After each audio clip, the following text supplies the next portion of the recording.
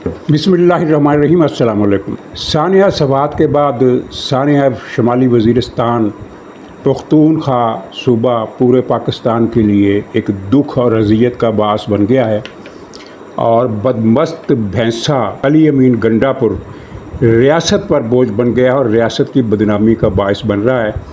और 2 रोज़ कबल तक जो सूरत हाल थी वो बदल गई है। 2 रोज़ पहले की सूरत हाल ये थी कि गंडापुर रहेगा लेकिन इसके नीचे से हुकूमत बदल जाएगी। अब इसके बरअक्स सोचा जा रहा है और सूबा पख्तूनख्वा में पीटीआई की हुकूमत के कारनामे जिस तरह एक्सपोज हो रहे हैं उसके साथ साथ वहाँ अवाम में रद्द-ए-अमल बढ़ रहा है और पीटीआई की मकबूलियत कम से कम तर होती जा रही है, जिसका मुजाहरा आपने कल देखा कि पख्तूनख्वा सूबे में हुकूमत के ख़िलाफ़ पीटीआई की हुकूमत के ख़िलाफ़ जलसे जुलूस हुए, मुजाहरे हुए और ये इल्ज़ाम लगाया गया कि दरियाए सवात के किनारे जो इंक्रोचमेंट पीटीआई की हुकूमत ने बिलखुसूस गंडापुर और मुराद सईद ने जो की हैं, तबाहियों और आफात की बड़ी वजह यही है जो माजी में होती रही।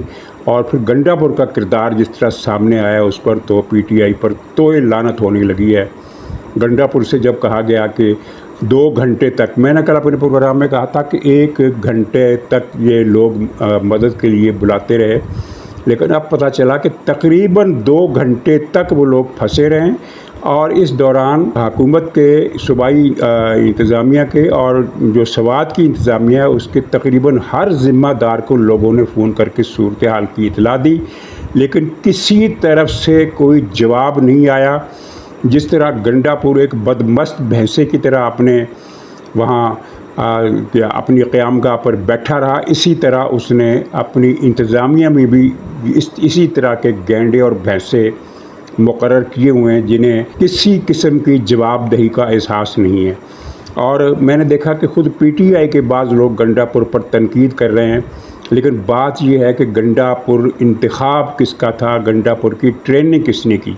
इस बदमस्त गुंडे की तरबियत इमरान खान ने की, ये उसी की सिलेक्शन था, उसी का हुस्न इंतखाब था और उसके इंतहाई करीबी और दिल पसंद लोगों में शामिल था।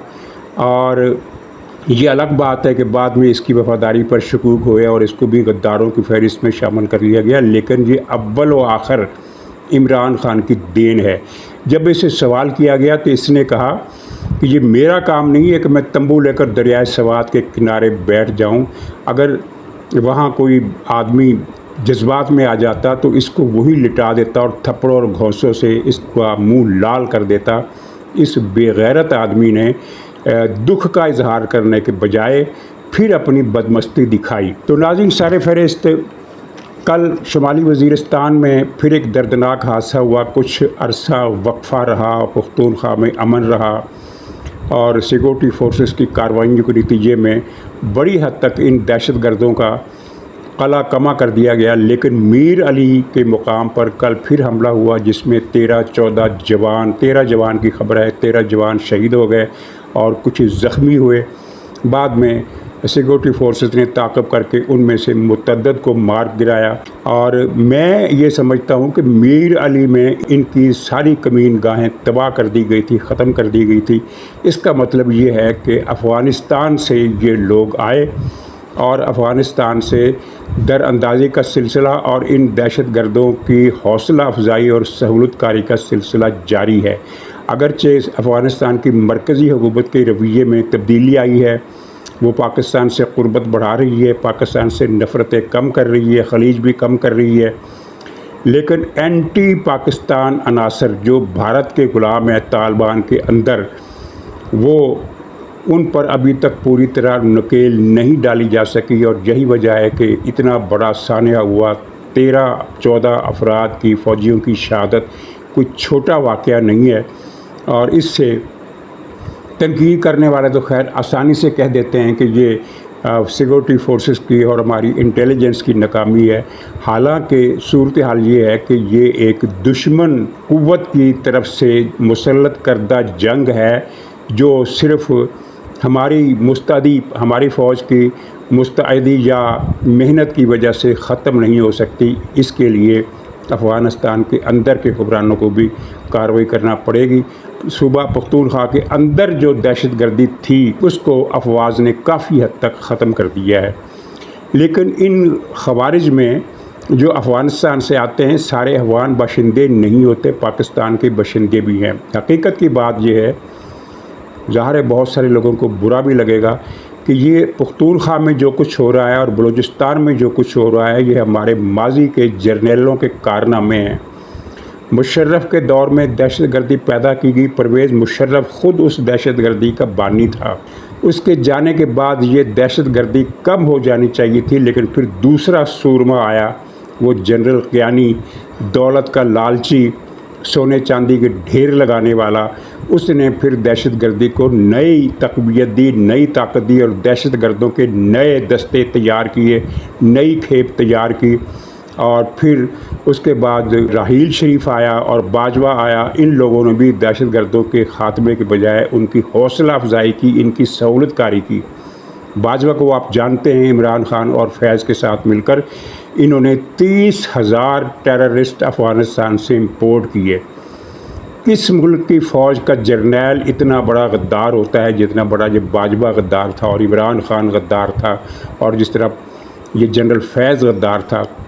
جنرل فیض تو اپنے انجام کو عنقریب پہنچ جائے گا، لیکن باجوہ کو الٹا کون لٹکائے گا، یہ سوال پوری قوم حکمرانوں سے کر رہی ہے، کیونکہ اس دہشت گردی کا ذمہ دار وہ سارا حلقہ ہے جو پرویز مشرف سے شروع ہوتا ہے اور باجوہ اور فیض پر ختم ہوتا ہے، اور جس میں عمران خان بھی ایک اہم کڑی تھا۔ ناظرین، وزیرستان کی دہشت گردی کا ذکر ہوا ہے تو بلوچستان کا ذکر بھی بڑا ضروری ہے، بات سے بات نکلتی ہے۔ تو پرسوں D G I S P R نے ایک پریس کانفرنس کی اور انہوں نے ایک سوال کے جواب میں انٹرویو دیا، اور اس انٹرویو میں ایک سوال کے جواب میں انہوں نے کہا کہ بلوچستان میں ہمارے لیے، فوج کے لیے یا پاکستان کے لیے منفی جذبات نہیں ہیں۔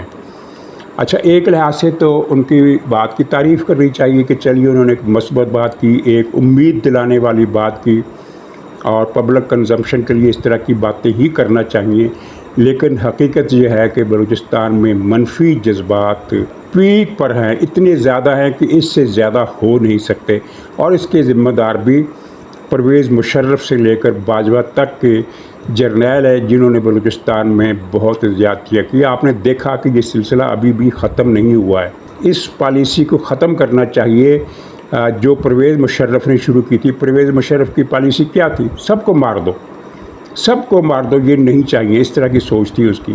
اس سوچ کو اب بدلنا چاہیے۔ 2-3 دن پہلے بلوچستان کے ایک رہنما مولانا ہدایت الرحمان کے بیٹے کو محض اس لیے اغوا کر لیا گیا کہ وہ بلوچ ہے، حالانکہ ان کی فیملی کا کوئی تعلق دہشت گردی تو خیر دور کی بات ہے، بلوچ قوم پرستی سے بھی نہیں ہے۔ یہ جماعت اسلامی کے لوگ ہیں، یعنی کہ اسلامی نظریاتی لوگ ہیں، ان کا قوم پرستی سے، تعصب سے کوئی تعلق نہیں ہے۔ جس طرح جے یو آئی ایک مذہبی پارٹی ہے، اس کا قوم پرستی کے جذبات سے کوئی تعلق نہیں ہے، اسی طرح بلوچستان میں جماعت اسلامی کے لوگ جے یو آئی کی طرح بہت زیادہ تو نہیں ہیں، لیکن گوادر وغیرہ کے علاقے میں جماعت اسلامی کا خاصا زور ہے، ایک محدود علاقے میں، اور یہ لوگ پاکستان کے لیے کام کرتے ہیں، یہ پاکستانی سوچ رکھتے ہیں، لیکن وہی بات کہ یہ بلوچ ہے، اس کو نہیں چھوڑنا۔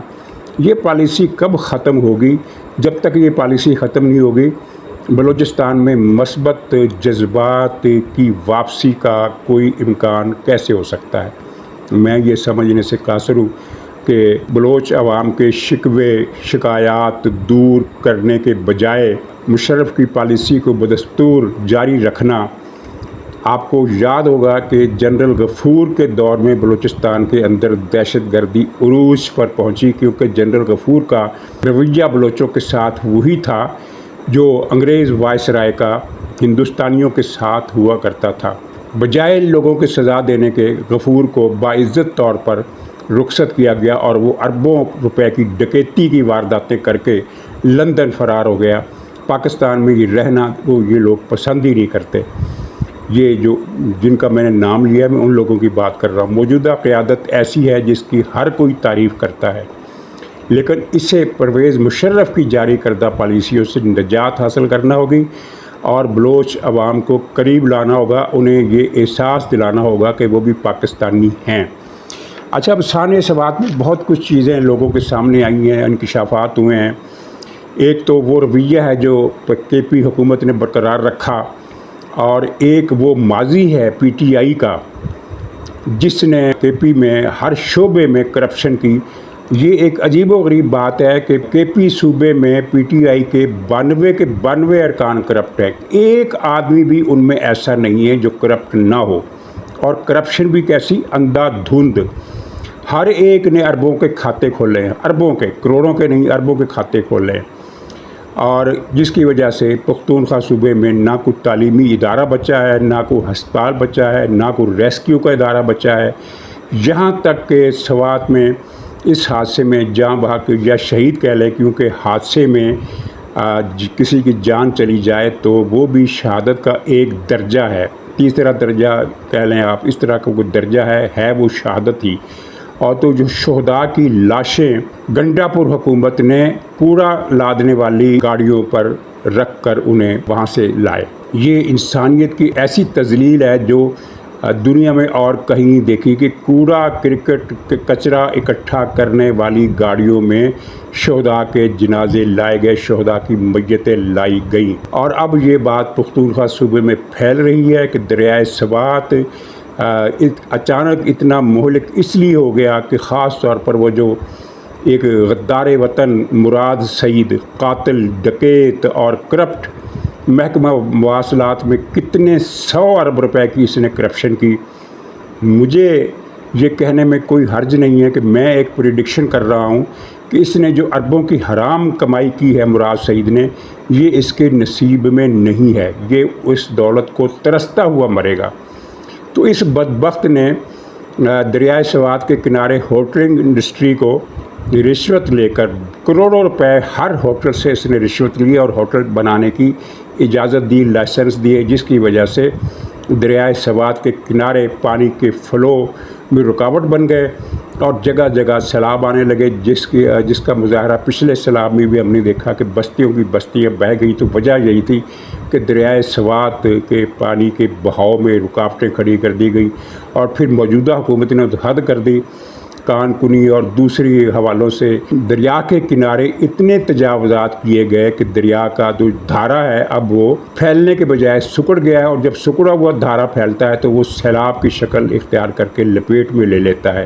تو یہ ساری کہانی اب سامنے آ رہی ہے۔ پختونخوا کے اندر ایک رد عمل ہے عوامی، اور کل تک صورتحال یہ تھی، جیسا کہ میں نے اپنی انٹرویو میں بتایا، کہ یہ طے تھا کہ کے پی میں گنڈا پور رہے گا، لیکن نیچے سے اس کی حکومت کھینچ لی جائے گی، حکومت کسی اور تک کی ہو جائے گی، اور گنڈا پور بھی کسی اور کا ہو جائے گا۔ یعنی گنڈا پور، جس کو یہ یقین بھی دلایا گیا تھا ایک ملاقات میں کہ اگلے 5 سال بھی تم ہی وزیر اعلیٰ رہو گے، شاید اسی کی وجہ سے اس بدمست گینڈے کی بدمستی میں اضافہ ہو گیا۔ اور یہ وہ چور ہے، وہ حرام خور ہے جو 1 سال میں 11 کروڑ روپے کے بسکٹ کھا گیا۔ 1 سال میں 11 کروڑ روپے کے بسکٹ کون کھا سکتا ہے؟ یعنی مطلب ہے کہ کوئی مد خزانے کی نہیں چھوڑی جس میں اس حرام خور نے کرپشن نہ کی ہو۔ اور یہ کرپشن اکیلے گنڈا پور نے نہیں کی، پی ٹی آئی پختونخوا کا ہر ایم این اے، ہر ایم پی اے کرپشن کی گنگا میں دونوں ہاتھ دھو رہا ہے، بلکہ نہا رہا ہے۔ ہر شعبے میں اربوں روپے کی کرپشن ہے۔ عمران خان نے جو ٹریننگ دی ہے پی ٹی آئی کو، وہ 3 باتوں کی ٹریننگ دی ہے۔ ایک کرپشن کی، کیونکہ خود وہ بہت بڑا کرپٹ ہے، پاکستان کی تاریخ کا سب سے کرپٹ سیاستدان عمران خان ہے، اور کرپشن اس کی رگے جان ہے۔ کرپشن کیے بغیر عمران خان ایک دن بھی گزارا نہیں کر سکتا۔ چنانچہ اس نے اپنے دور میں یہ جو کیس ہیں، یہ تو 2-3 ہیں نا، توشہ خانے کا کیس ہو گیا، یہ ملک ریاض والا کیس ہو گیا، کتنے سینکڑوں کیسز ہیں جن کو یہ حکومت ہاتھ ہی نہیں لگا رہی کہ معاملہ پھر بہت پھیل جائے گا۔ وہ لوگ بھی اس میں ملوث ہوں گے جن کو حکومت ملوث نہیں کرنا چاہتی، ورنہ وہ جو پنجاب کا گینڈا تھا، کیا نام تھا اس کا، وزیر اعلیٰ، چور کا نام ہی بھول گیا اس کے، اور وہ جو بشرا کی سہیلی فرہ گوگی اور بشرا اور اس کی 4 سہیلیاں اور 7 سہیلیوں کا جھمکا، انہوں نے پنجاب میں اربوں روپے کی کرپشن کی۔ فی تبادلہ کروڑوں روپے وصول کیے اور اس ساری کرپشن میں عمران خان کو حصہ جاتا تھا۔ یہ بات بشرا کی ایک سہیلی نے بتائی اور پی ٹی آئی کی ایک سابقہ ایم پی اے عظمیٰ کاردار نے بتائی کہ پنجاب میں ہونے والے ہر سودے کا ایک حصہ عمران خان اور بشرا بی بی کو جاتا تھا، باقی حصے جو لائن شیئر تھا وہ عمران خان کو جاتا تھا، باقی حصے سات سہیلیوں کی جھمکے کی باقی جو 6 لڑیاں تھیں ان کو جاتا تھا۔ کوئی حکومت ان کا حساب نہیں لے رہی اور ان کیسز کو کھول نہیں رہی۔ پختونخوا صوبے میں جتنی کرپشن ہوئی، ہر کرپشن کے کیس میں، چاہے وہ بس کا معاملہ ہو، چاہے وہ بلین ٹری سونامی کا معاملہ ہو، چاہے وہ جو بھی جتنے بھی کیسز ہیں جن کی تفصیل ہی بہت لمبی ہے، ہر کیس میں عمران خان کو حصہ جاتا تھا۔ اور عمران خان کی بہنوں کے جو اثاثے امریکہ میں اربوں کروڑوں سے بڑھ کر اربوں خربوں تک ہو گئے ہیں، تو ظاہر ہے یہ چیزیں، یہ ساری جو برکت ہے یہ اسی کی کمائی سے ہے نا، جو عمران خان نے اپنے 3.5 سال کے 4.25 سال کے دور حکومت میں کی، اور اس سے پہلے 5 سال پختونخوا صوبے میں۔ نتیجہ کیا ہوا؟ کرپشن کی حد یہ تھی کہ عمران خان نے ہسپتال بند کرنے کے لیے اپنے ایک کزن برقی شرقی قادیانی کو بلایا اور اس کے ذمے لگا دیا کہ پختونخوا سے ہسپتالوں کا صفایا تم نے کرنا، اور اس نے کر کے دکھایا۔ تعلیمی ادارے سرکاری بند کر دیے گئے اور پرائیویٹ اسکولز کو کھلی چھوٹ دی گئی۔ نتیجہ یہ نکلا کہ پختونخوا میں غربت چونکہ بہت زیادہ ہے، تو پرائیویٹ اسکولوں کی جو نمبرنگ ہے، جو ان کی بچوں کے داخلے ہیں وہ تھوڑے سے ضرور بڑھے، لیکن اکثریت طلباء کی اس وقت بچوں کی تعلیمی اداروں سے باہر ہے، اور وہ پلوں، کھنڈروں اور ویران عمارتوں کے اندر آپ کو نشہ کرتی ہوئی ملے گی، کیونکہ عمران خان نے ایک مشن کے تحت پختونخوا صوبے میں نشہ پھیلایا، اور یہی کام اس نے لاہور میں بھی کیا۔ لاہور کا کوئی تعلیمی ادارہ اس وقت ایسا نہیں ہے جہاں منشیات زدہ طلبہ و طالبات کی ایک نمایاں تعداد موجود نہ ہو۔ یہ سب عمران خان کا دیا ہوا تحفہ ہے۔ تو گنڈا پور بھی عمران خان کا دیا ہوا تحفہ تھا۔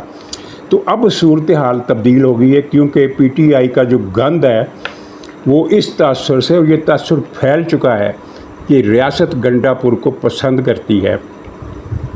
یہ کوئی چھپی ہوئی بات نہیں ہے، اس کی بہت ساری تفصیلات سامنے ہیں۔ تو یہ گنڈا پور کو جس گالی گلوچ اور بددعاؤں کا سامنا کرنا پڑا ہے ان 2 روز میں، تو اس کے نتیجے میں ریاست بھی نروس ہو گئی ہے کہ اس بوجھ سے اب نجات حاصل کرنا ہوگی۔ چنانچہ خبر یہ ہے کہ پختونخوا صوبے میں صرف حکومت تبدیل نہیں ہوگی بلکہ وزیر اعلیٰ بھی تبدیل ہوگا، اور اس پر یعنی ایک قسم کا ہم یہ کہہ سکتے ہیں کہ اصولی طور پر یہ طے ہو گیا ہے کہ اب پختونخوا میں ان لوگوں سے نجات حاصل کی جائے گی جنہوں نے صوبے کو جہنم بنا کر رکھ دیا ہے۔ پی ٹی آئی کے جتنے بھی گروپ ہیں، وہ ایک سپیکر ہے بابر سلیم سواتی، اس نے جو دھیر گردی مچائی ہے وہ گنڈا پور سے تھوڑی سی کم ہوگی، گنڈا پور سے کچھ زیادہ کم نہیں ہوگی۔ اعظم سواتی اور وہ لوگ پی ٹی آئی کے جن کو گنڈا پور نے حکومت سے دور رکھا ہے، وہ عاطف خان وغیرہ، وہ بھی، یعنی پی ٹی آئی کے جتنے بھی گروپ ہیں، چاہے وہ گنڈا پور کے نزدیک ہیں، چاہے وہ گنڈا پور کے مخالف ہیں، کرپشن کی انہوں نے بھی حد کر دی ہے، اور کرپشن کے لیے ان کے لیے بھی میدان کھلا ہے۔ یعنی پختونخوا صوبہ اب ایسا صوبہ بن گیا ہے جہاں کرپشن اور کرائم کے علاوہ کچھ ہوتا ہی نہیں ہے، یا کرائم ہے یا کرپشن ہے۔ بچے قتل ہو رہے ہیں، عورتیں قتل ہو رہی ہیں، مرد قتل ہو رہے ہیں، دہشت گردی ہو رہی ہے، جگہ ٹیکس لیا جا رہا ہے، اغوا برائے تاوان ہو رہے ہیں، لاشیں مل رہی ہیں، لوگوں کو اٹھایا جا رہا ہے ٹی ٹی پی والوں کی طرف سے۔ اور تھانوں کی صورتحال یہ ہے کہ سورج غروب ہونے سے پہلے ہی تھانے کے اندر جو لوگ ہوتے ہیں رات کی ڈیوٹی پر، وہ اندر سے کنڈے تالے لگا کر بیٹھ جاتے ہیں کہ اب صبح ہی باہر نکلیں گے۔ یہ صورتحال ہے کے پی کی، اور جو بھی اس وقت یعنی کے پی کی حالت اس وقت صومالیہ آج سے 2 اشرے پہلے کے صومالیہ سے بھی بدتر ہے۔ تو اس کی ذمہ داری ظاہر پی ٹی آئی پر ہے، اور پی ٹی آئی کو لانے والوں پر ہے جنہوں نے اس فتنے کو پیدا کیا، اس فتنے کی سہولت کاری کی، آبیاری کی۔ لیکن اب اس کا بوجھ موجودہ اسٹیبلشمنٹ کی قیادت پر بھی پڑ رہا ہے، اور اب یہ اس کو نجات دلانے کا فیصلہ کر لیا گیا ہے۔ تو ناظرین اجازت دیجیے، انشاءاللہ اگلے ولاگ میں پھر ملاقات ہوگی، تب تک کے لیے خدا حافظ۔